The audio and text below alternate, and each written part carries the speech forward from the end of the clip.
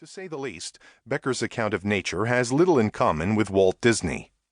Mother Nature is a brutal bitch, red in tooth and claw, who destroys what she creates. We live, he says, in a creation in which the routine activity for organisms is tearing others apart with teeth of all types, biting, grinding flesh, plant stalks, bones between molars, pushing the pulp greedily down the gullet with delight, incorporating its essence into one's own organization, and then excreting with foul stench and gases the residue.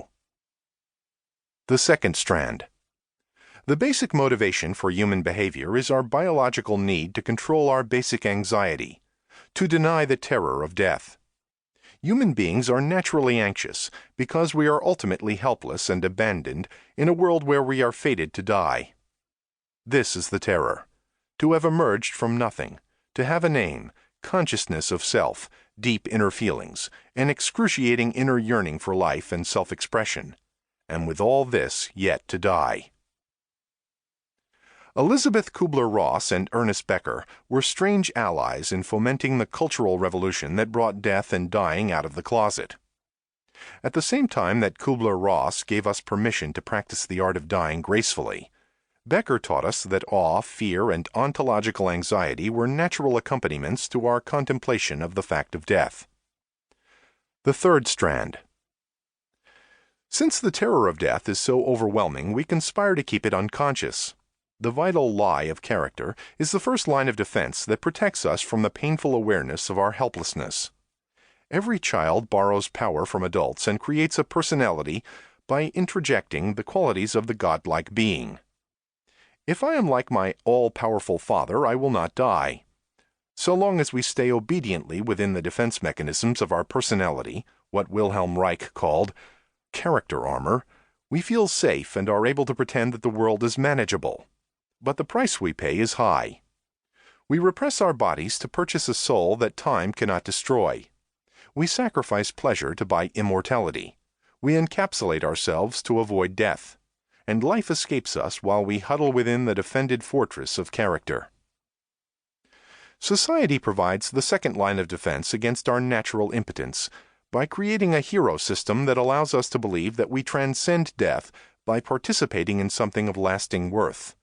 We achieve ersatz immortality by sacrificing ourselves to conquer an empire, to build a temple, to write a book, to establish a family, to accumulate a fortune, to further progress and prosperity, to create an information society and global free market.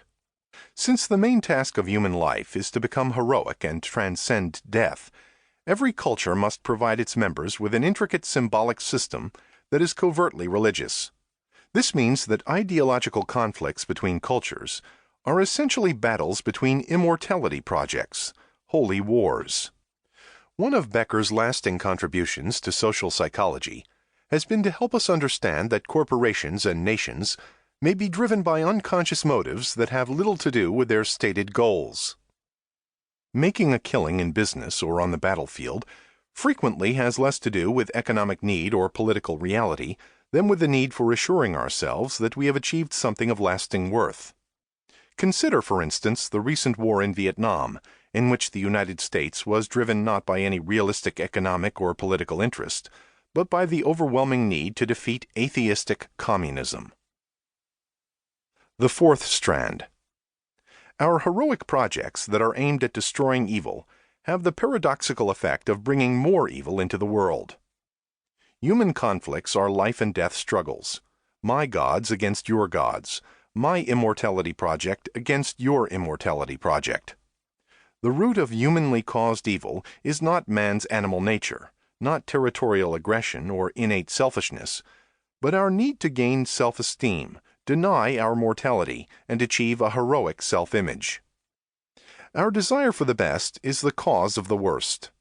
We want to clean up the world, make it perfect, keep it safe for democracy or communism, purify it of the enemies of God, eliminate evil, establish an alabaster city undimmed by human tears, or 1,000-year Reich.